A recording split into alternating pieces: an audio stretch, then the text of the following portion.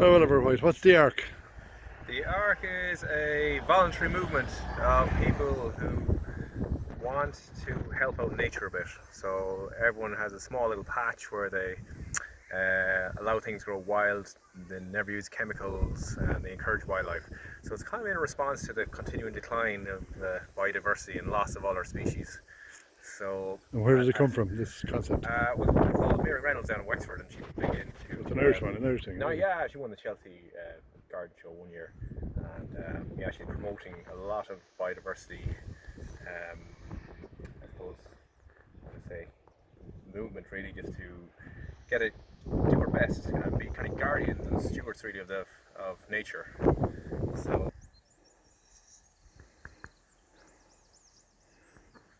So this is the second year, third year of this experiment, Yeah, it's around the third year of the wildflower area here. and are you happy with it?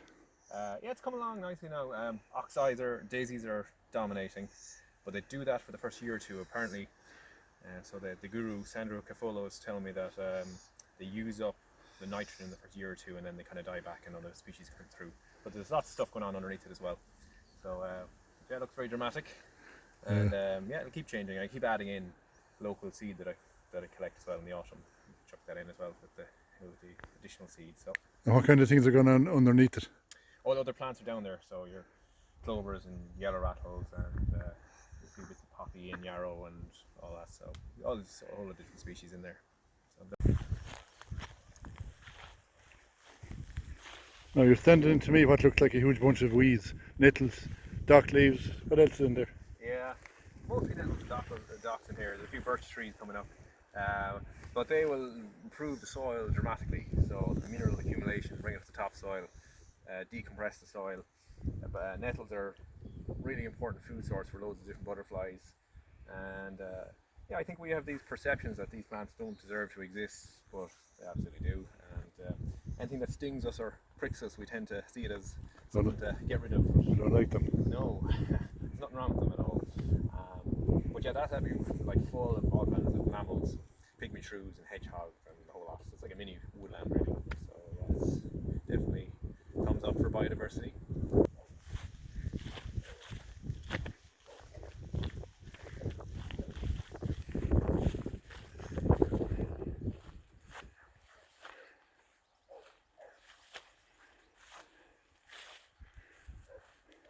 You got a big variety of flowers there now, yeah? Yeah, there's a few different native species here as well. So the oxeyes again, the red campion are kind of a magenta colour there. Yeah, they establish very easily. Like these ones have gone to seed already. This is how you collect wildflower seeds. So you go to seed, you just collect them like that, and then just fire them on soil, leaving them down there. That's it, done. Simple as that. So it's good to collect a lot of it, and then you can broadcast it on an area that you want it to grow. But there's grass in there, good grass. There's a mix, yeah. I'm not entirely sure the full names of them. There's like bent grass, there's crow's foot, there's Yorkshire fog, and a few different species. There's a bit of ryegrass as well in there. So it's not all weeds and flowers, you put a bit of fruit in it. Yeah, there's a few fruit trees here and there. So these are blackcurrants. So yeah, there'll be a great crop here. And whatever we don't pick, the starlings or other birds will come in and devour them. So again, it's all about sharing. It's not all for us. You can't get annoyed because other creatures are eating some food as well. They have to live. And will they last long from once they come out till they're devoured? Well, there's a bit of me and the starlings looking at each other, saying who's going to go first. So once they're ripe, yeah, you have to get them quick enough. Some people put netting over them, but I haven't needed to do that yet. So Got a mixture here. yeah, there's more stuff here. Clover is very popular with bees. White clover in particular. There's red clover, which is kind of a pink colour, and believe it or not, there's a yellow clover as well, which occurs up in the east of the country. I haven't seen around here. Buttercups, a few raspberries coming up there from previous planting. And further up, then you've got bird's foot trefoil, which is a really important one for pollinators. Oh, they're on it. Yeah, Many's on it. yeah, clover. There's that bee bubble there. They like that too. Oh, there, yeah. There's 4 or 5 of them there, yeah. Yeah, there's another one over there. Oh, yeah, So the buttercups are starting to come up, yeah? Yeah, there's plenty of them now. Not as much as last year, because they tend to cover exposed soil, and so that job is done. So there's less this year now, and some more grasses have arrived now. And what happens in time? Well, each species tends to have its day, but eventually an equilibrium or a balance comes, and so you'll have a good mixture. Quite often when you start off with bare soil, you just dominance of one species, and then this was full of docks initially, and then they died back, and the buttercups came up, and then kind of a mix now, different things. So you put a few trees in. How many trees did you put in? Around 1,200 altogether, including the hedging trees. How are they doing? Pretty okay now, yeah. Up here we've got Scots pine and yew trees, and then further down you got ash, oak, birch, willow, alder, some of the cherry trees as well, hawthorn. Last summer now was very difficult for new trees because their leaves got burnt off in the storm in June, and then a drought came afterwards, so there was a few of them that left us. They had a bit of a battle. They certainly did. When you don't have any proper roots established, yeah, trying to get water in a drought is a bit of a challenge. When is a big garden or a big wilderness like this at its peak for colour? Oh, it depends which species you have. There's probably like a block of colour from end of May till end of July. So new species keep coming up, and again that's important to keep feeding the pollinators for the whole season. Have you noticed many bees around? You notice them, you notice them. Yeah, and they tend to have preferences of certain flowers. So white clover is massively popular. When the blackberries come out, the briars, they love them as well. In the winter then ivy, the bumbles absolutely love, foxgloves, and yeah, there's a few of them that they just absolutely love. Yeah. Kind of more natural looking trees over here.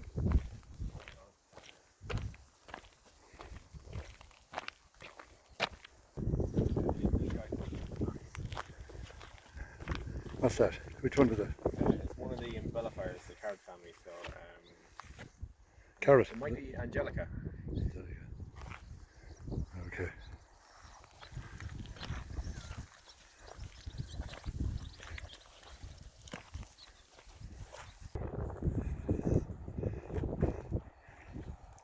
Looks like you're getting ready for a bonfire, yeah? Hopefully not. There'll be a lot of roasted hedgehogs. But yeah, there's a tree cut down, a hawthorn tree. It's supposed to be bad luck, but don't worry, it's still alive, so wasn't me who did it. But this is really important as well for hedgehogs and rabbits and mammals to hide, particularly before your woodland gets established. So yeah, you can see all kinds of trails coming in and out of here, and all kinds of creatures use it. So yeah.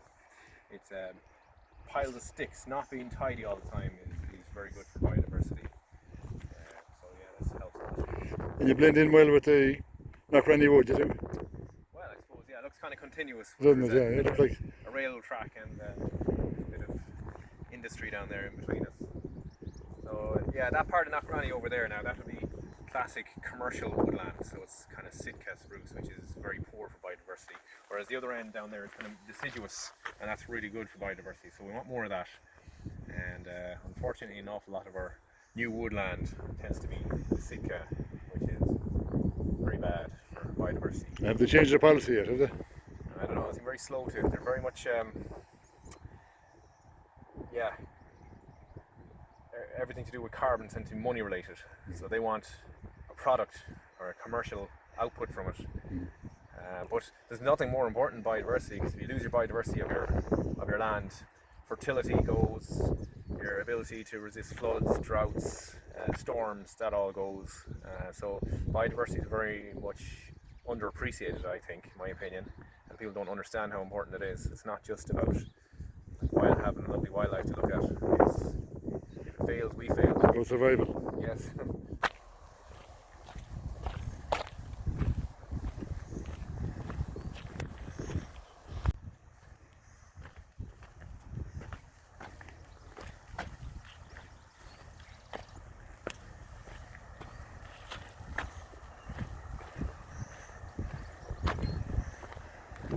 Bumbles going into our foxgloves.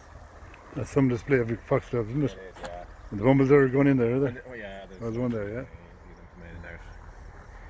Two. Oh, it's full of them, Yeah, it's one of their favourite plants. Yeah, when the soil is exposed, it dropped a whole of seeds 2 years ago. So the first year they get established, and then the second year they shoot up their stalk with the flower on it. I think they're one of our most spectacular wildflowers. You see them, you do. You collect seeds. I collect them and yeah, spread them. So you get more than you would naturally, I suppose. But yeah, very easy to grow. Just throw them on any soil, and then after you forget about them. The seeds are so small, you don't need to cover them or anything like that. They're tiny. I'll show you these pods here. These pods, and they'll go brown, and they'll open up, and they'll be full of almost like little black peppers, almost tiny ones. And you just collect them in a container, and then you can just fire them around the place. Beautiful, isn't it? They are.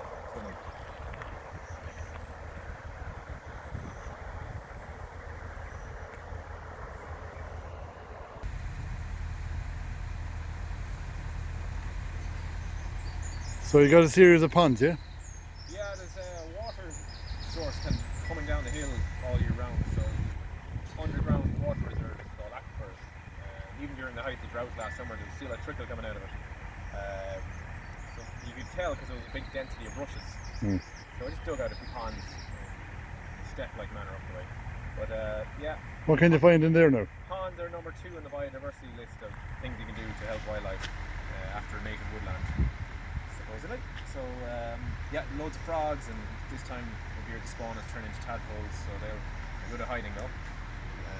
But there's all kinds of like dragonflies and damselflies and water snails and stuff you can't see, microscopic life in there. But you see all the mammals coming to drink here as well, so herons come in and all the bigger mammals, you see them turning up to drink out of the ponds. So, do you have many mammals around here? Stop that for a second.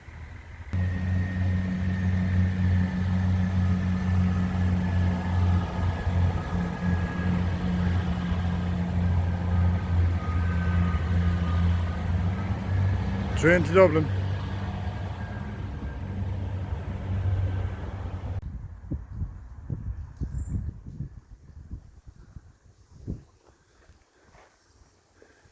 You can see all the trees coming up now. You can, yeah, they've done very well here because of the water supply here, so the soil keeps relatively moist for even all during the summer. So I suppose it's sheltered as well, isn't it? It is, yeah, it's sheltered. That makes a huge difference. All plants, including trees. So a lot of these ones are kind of more wetland plants, so the alders and the willows, a few birch. Whereas things like Scots pine and oak, they will do very well in dry conditions as well. Another 5 years they'll be big, won't they? They will. Oh, some of them are doubling in size every year. So there's this myth out there, like there's no point in planting trees, you'll never see them. But these are only 3 years old here. That willow there is from Brackloon Woods, from a big massive willow. It's cutting from branch 18 inches, and it's about now 8 feet high. That was 2 years ago. So. You got a thistle? Yeah, thistle there is not flowered yet. Another one of those pokey plants that we don't like because it hurts us. But yeah, they look great, and butterflies and other insects love them for feeding on. Good. So you got a smaller pond here, yeah? Yeah, it's one smaller one. So again, it's full of tadpoles and all kinds of life. So yeah, lots of diggers here too. And foxgloves? Yeah, foxglove, I threw them here 2 years ago as well. So the seeds from them were when we got the field first, we just on with a wall. And they'll self-seed now forever? Should do, yeah. And they'll spread? They'll spread? Will they spread? I think they should, yeah, because when the seeds ripen and the pod splits open, the wind will just fire them on a bit. Okay. Well, they're spreading already, aren't they? Yeah. When you see the line of them up this way, up the hill. Yeah, we got a bit of help. And buttercups. So the tadpoles are diving, are they? They are, yeah. Trying to evade dangers like us. Yeah. That's an alder there, is it? That's an alder tree, yeah. So they love wet areas. They grow rapidly, brilliant for wind shelter. And in their roots, they have these nodules of bacteria that fix nitrogen. So take nitrogen out of the air, which is 70% nitrogen, and brings it into the soil. So no need to buy nitrogen. You can have it for free with alder trees. So Yeah, they're a great job. What's the difference between an elder and an elder? They're different trees altogether. So elders are small trees, create elderberries, the fruits, and then alders are completely different altogether. They have little cones on them.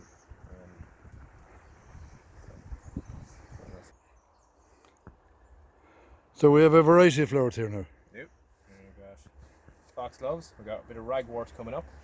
So our Oh, cinnabar yes, yeah, moths. yeah. See the spit on it? That's cinnabar moths now have put their eggs in there, so the caterpillars will come out. Okay. We have bog cotton. We have water mint here. Over there, the lovely blue flowers there, forget-me-nots. Is that an orchid down there on your foot? That's an orchid, yeah. So there's a, I Is it think it's a northern marsh orchid or else an Irish marsh orchid. And you get hybrids, so it's very impossible to know what it is. Yeah, a lot of times when you stop grazing or cutting an area, they just arrive up. Yeah, they're really nice. Right? Great collection, isn't it? There is.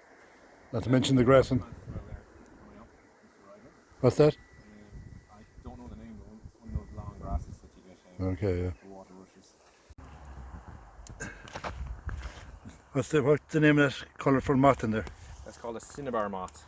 Cinnabar. Yeah, it's nicer than many butterfly, or as nice anyway. And yeah, he lays eggs next door there on that. That's okay, ragwort. So you're supposed to remove that or control it under the Noxious Weed Act. But the caterpillars and that will just munch a hold of that anyway. So they're like. So you got a little baby here. Yeah, that's an oak tree, and you can see how much it's grown already. So this is its original size, and this new green part is a new growth this year. Oh, it's nearly grown a foot, isn't it? Yeah, it's doing very well. It's doing great. Yeah. Actually, there's another one down here. Is that part of it? Yeah, I can see them ticking there, yeah. Yeah. Down there, yeah. Yeah, they do great. So that'll stabilise this whole bank here, so it won't fall into the water. The willow, that's another cutting from Brackloon again. Brackloon is one of our ancient woodlands, and the stuff you get in there is very authentic if you're going for native planting. A lot of the willows just blow in themselves. We've got a few here that start already because they're windborne. You see, it's almost like snow that's going in the air this time of year. Have they a runner root system as well, I think, have they? Or have they? Willows. Willows? Don't. Well, they do go spread the roots quite far looking for water. Okay. And a mature willow tree is supposed to take up around 400 litres of water a day if you can find it. Oh, So if you want to dry out your land, that's the one to use. And it's one of those trees that you can just cut a branch, stick it in the ground, and it'll grow. So no rooting powder or anything required.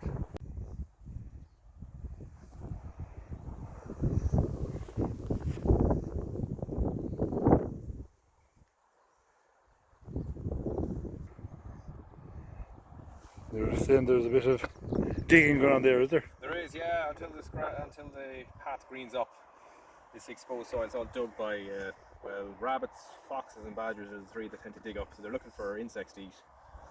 And yeah, when the exposed soil is there, it's easy. It's an awful lot less work to dig up the soil. So there's a whole lot of it along here. What's the bird life like here? Yeah, there's lots of stuff here now in this meadow. You'll have meadow pipits, you'll have skylarks, swallows, swifts, stone chats, and then you've all the traditional garden birds like the blue tits, the chaffinches, the bullfinch, blue tit, loads of goldfinches, they love all the seeds, blackbirds, yeah, good range. There were kestrels here last year, but they seem to have disappeared. I don't know where they're gone to. Hopefully they come back. Oh yeah, it'd be fantastic to see them. Well, I'm actually interested this year to hear much of the cuckoo. I heard one, yeah, over near Knockranny. I haven't seen one or heard one close by here. They seem to have disappeared this year. I haven't heard one in it this year. Have you not? Yeah. I heard another one on Knockhour as well. No, we were down at Furnace Lake on Saturday and it was all over the place. Oh, yeah. Fantastic. I actually saw a cuckoo. Yeah, there's birds called dunnocks here as well, and I think the cuckoos lay their eggs in their nests. So plenty of opportunity for them, anyway. So you got involved in the ark, you did? Ah, yeah, it's... There isn't much involvement, is there? No, you just kind of Make you follow commit. principles, and you can print out a sign if you want.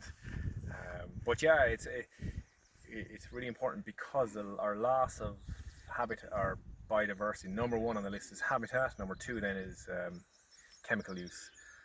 So habitat loss is huge. So there's no food, no seeds, no pollen for the wildlife to live, and there's no habitat. They struggle to find places to build nests or burrows or that. So unfortunately, human activity has really hammered them hard, and we're undergoing the mass extinction, sixth mass extinction, and the UN recently said there's 1 million species now threatened. And threatened doesn't mean that just the numbers are gone down, it means that we don't do something about it, they're going to go extinct. So I think it's up to ourselves to do something about it and stop waiting for other people to do it, because they're not going to do it, so we have to do it as individuals. And could banning weed killers now and all this kind of stuff, could that cause food shortages or more expensive food or anything? Well, if you talk to tillage farmers, they'll say yes, it's going to make it an awful lot more difficult, because you can either till the land and plough it, which degrades the soil, or you can apply Roundup or something similar. But flour and wheat and barley was all produced before Roundup ever arrived in the 1970s, so maybe it was a bit more labour intensive and harder to do.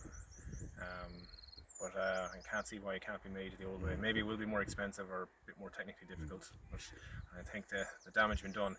A single application of Roundup to your field will reduce earthworms by 50%.